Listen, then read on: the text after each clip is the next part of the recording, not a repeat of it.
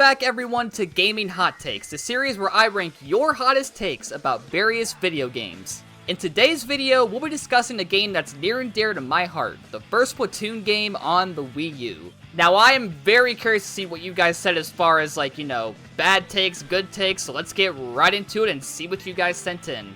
It's the best Splatoon game. So here's the thing, right? I feel like Splatoon is one of those series where every game is better than the other for different reasons. My personal favorite is the first game, though I will admit that 2 and 3 are more, obviously, fully fleshed out games with more content. They have DLC in them, they have, balancing stuff, they got, more to do, they have Salmon Run, of course.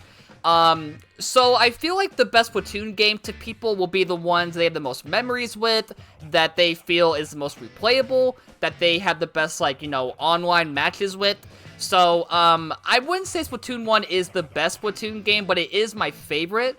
And I think the reason why is because I do have a lot of memories with Splatoon 1, and I feel like Splatoon 1 was just so fresh and new at the time versus 2 and 3, where it's yeah, they're better games technically and mechanically and content-wise, but the formula kind of has stayed the same across 2 and 3. Meanwhile, that first game, the whole ink mechanic and, the whole squid stuff was fresh and new, so, it felt so good to play because we haven't seen a shooter do this before, ever. So, yeah, I would not argue. If you truly think Splatoon 1 is the best game of the three, there's no argument there. It is my personal favorite. I wouldn't say it is the best. I mean, because again, I feel like best and favorite are kind of two separate things. So while Splatoon 1 is my personal favorite, I would not agree mostly that it is the best of the three, on an overall sense. But if you think that, then I definitely wouldn't argue with you, because you have some good points there as far as, again, it being fresh and new and whatnot. So, yeah, no argument here. They should bring back amiibo challenges. Those were really cool in the first game. I did hate that they were locked behind amiibo, so you couldn't play unless you had at least one of the amiibo, like the Inkling and Squid amiibo from Splatoon 1.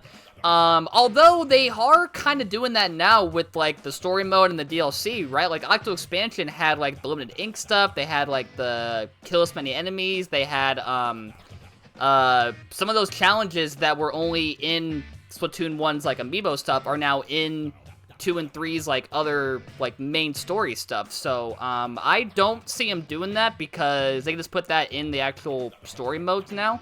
But yeah, they were fun in Splatoon 1, but again, they're just gonna add them to the main story modes and whatnot for the games to come, so I don't personally see this happening. It sucks and should never have been released. See, this is one of those hot takes where they don't really give a good reason. They just say it sucks and they shouldn't have released it, and I don't have a reason why. So if you hate it, it's not your thing, I get it, but I mean, if you can't give a legit reason as far as why it sucks and why it shouldn't have been released, it's not really a good hot take, right? You need the evidence to back it up. Why does it suck? Why should it not been released? Because it was on the Wii U? Okay, it still sold incredibly well. It helped Wii U sell better during that time. It spawned an amazing new IP series for Nintendo, which is still going strong to this day, obviously. So, yeah, if you got no evidence here, then this is not really a valid hot take. Sorry. The game is good, but not great. Because it was on the Wii U, it seems like a much better game than it actually is. So I think I kind of see where you're coming from here, because we just mentioned this with the previous hot take. It was on the Wii U, so not a lot of people got the chance to play it or experience it. And I do think that, while at the time, controlling it with the gamepad and some of the stuff with the Wii U gamepad, the map, for example, was good for that time, I feel like now with the Switch, they have transitioned some of that stuff to be better on a standard controller and whatnot. But the game is still great, I would say, because again, it was such a fresh game at the time, because, shooters have been a thing for a long time, and there has not been a shooter like this one where it has these, ink mechanics that, you can swim in the ink, you can, use it to charge up and whatnot. So yeah, while it may not have been as good as it maybe could have been, on an overall sense, because, the graphics could have been a bit better with better hardware, and, they could have, done better control transitions, the game is still a lot of fun, it still holds up very well, Obviously 2 and 3, as we mentioned earlier, are more mechanically refined, but Splatoon 1, still a great game, still holds up, and I think it is just as great as the more refined 2 and 3. Not gonna lie, I'm gonna say that the original Calamari Incantation is just better than Spicy Calamari Incantation in Splatoon 2. So I love Calamari Incantation, and honestly, even though I think the first one is probably my favorite, all of them slap. I love Spicy, I love 3 Mix from Splatoon 3, I love the one we got for the final Splatfest in Splatoon 3, the Grand Festival where they have like all the bands combining. So yeah, honestly, all of them slap. I don't feel like one is like so much worse than the other. So I do agree that because the first one is so iconic with the final boss in that game and just how much has been performed overall, and yeah, it is my personal favorite, but again, they all are great. So if you prefer Spicy, wouldn't argue with you. If you prefer 3 Mix, wouldn't argue with you. If you prefer Rainbow Incantation from the Grand Festival, wouldn't argue with you. They're all great, but if I had to pick one, I would agree with you that I think my personal favorite is the original Incantation from Splatoon 1. It has the best Rainmaker for me. I have not played Splatoon 2 and 3. Well, first of all, you should play 2 and 3 because they're just as good as Splatoon 1. And I honestly forgot just how different Splatoon 1's Rainmaker was, because, like, wasn't it you fire it and it's like a giant tornado that's like very slow, but it's very powerful? Yeah, I forgot that. I kind of think I prefer 2 and 3, though, because I feel like you have more control over getting good kills with the 2 and 3 Rainmaker. Meanwhile, Splatoon 1, even though it's like this giant, like, tornado sort of thing, it is very slow. So I feel like unless you're, like, you know, really trapping people in a corner or something, you can't really get that many good kills with it. But it's still fine, I would say, but I would disagree here. I prefer the Rainmaker in Splatoon 2 and 3 over 1's Rainmaker. Using the gamepad map is an inferior feel to how it works in the later games. So I kind of touched on this a little bit earlier, but the gamepad map was good for that time. Like, you know, it made sense to have the gamepad, like, be the map screen, shows you the stage you're playing on, and your teammates, you can jump to them that way. I kind of agree and kind of disagree. I feel like the map itself on the gamepad is still is good to use. But I do feel like having a button assigned to a controller and then getting to pull it up while you're playing and getting to super jump that way, it's honestly good. I'm actually kind of stuck here on how much I prefer. I think I might prefer the newer method just a bit more. But again, the gamepad map method from the first game still works pretty well. I mean, I don't have any issues with it. I think it does its job. So, yeah, I gotta think about that for a bit. But if I had to pick, I think I do prefer the newer version of how you use the map just a little bit more. But the gamepad map is still a great way to, you know, play the game. Best final boss. So I might offer my own hot take here, and hear me out. I love DJ Octavio from the first game. It is such an iconic boss. It is definitely one of the best bosses of the 2010s era of Nintendo for sure. However, we do have 2 other games that also have some pretty great bosses. I think Tartar from Octo Expansion is definitely up there. It's like maybe top 3. However, even though I love Octavio from the first game, I gotta say, man, Mr. Grizz from Splatoon 3 might be my new favorite final boss in the whole entire series. I think the reason why I like 3 better is because I do love 1's, and 1's I feel like was a great final boss because it tested your skills on each of the game's mechanics, like, you know, super jumping, avoiding the killer whale, the rockets, the, whatever it was. Like, it basically tested how good you were with what you learned throughout playing multiplayer and the story mode, right? Meanwhile, Splatoon 3 just goes insanely off the walls. You go from, like, riding a shark into outer space to a freaking kaiju battle between your salmonid buddy and Mr. Grizz. You use a vacuum with DJ Octavio to beat Mr. Grizz and stop his evil plan.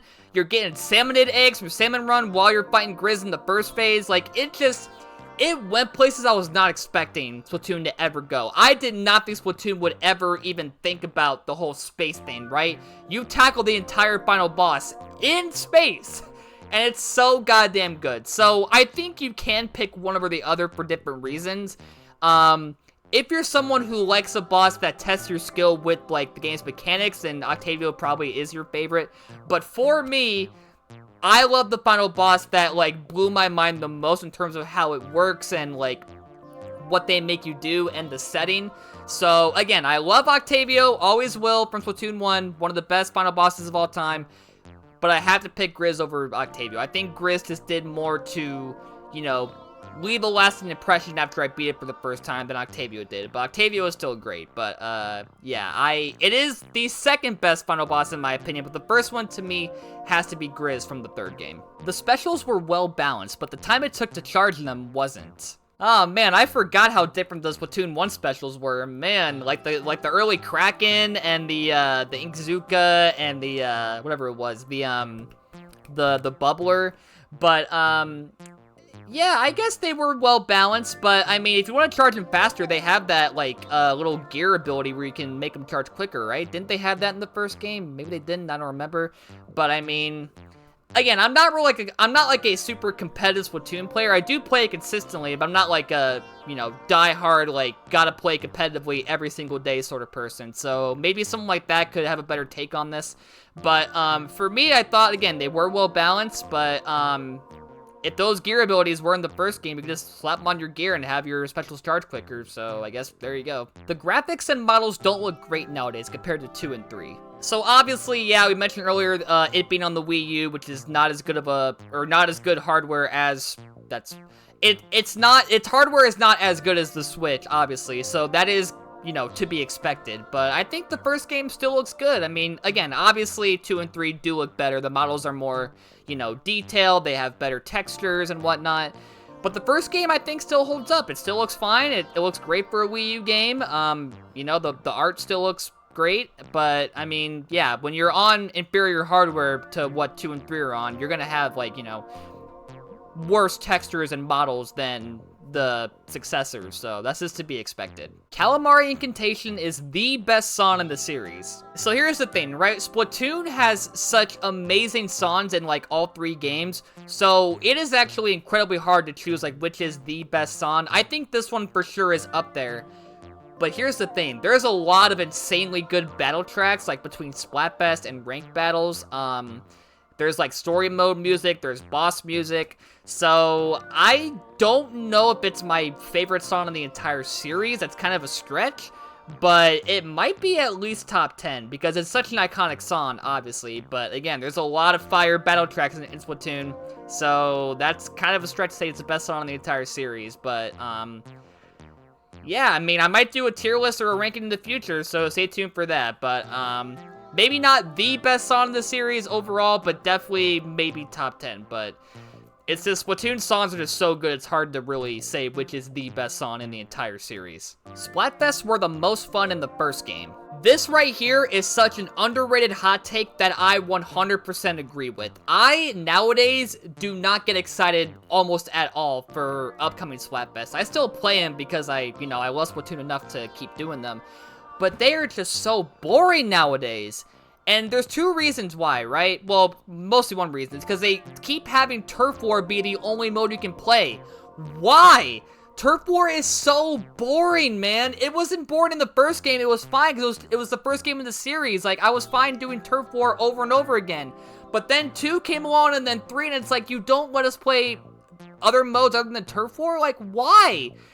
Like, you have, like, 4 ranked modes you can choose from. Use at least one of them. It's just Turf War is not fun anymore. So because of that, Splatfest don't have that same fun feel. Like, they have good themes, right? They had the Zelda one, they had the Pokemon one, they have, like, the chocolate one they did recently, they have, like, Halloween and Christmas ones.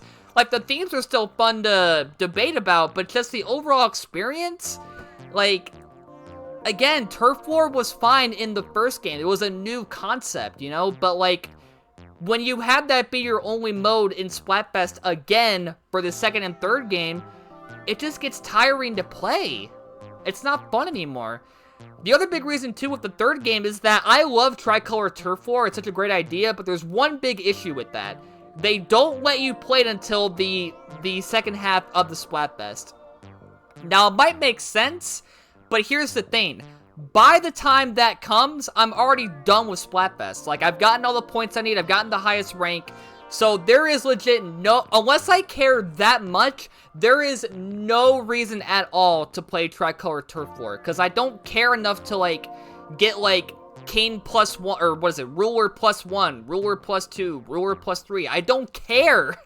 I just want the top rank to get my max, like, Super C snails. That's all I care about. So once I'm there, I'm done with Splatfest. And the main issue is that they make you wait to play Tricolor Turf War until that point. So, like, I'll play one match of it and then just be done. So, yeah, again, I agree. Splatfest were the most fun overall in the first game. Like, 2 and 3 had some really good themes in there, but the overall experience just got really tiring and really boring. If they had just let us do, like, splat zones, for example, or tower control, would have freshened things up, but yeah, I agree. Because they chose to have Turf War be the only mode you play throughout all 3 games in Splatfest, it got really tiring, really boring, and just not fun to play. So, I, for sure, 100% agree with this hot take. Alright folks, that is it for these Splatoon 1 hot takes. Thank you to all the people who sent in hot takes. And a reminder, if you guys want to send in your own hot takes for a future episode, then follow me on X, Blue Sky, and on Discord, because I am on various Discord servers asking this question. So if you see me there, you can answer and have your hot take in a future video. So keep your eyes open. But I guess I will see you guys in the next one. Bye everybody!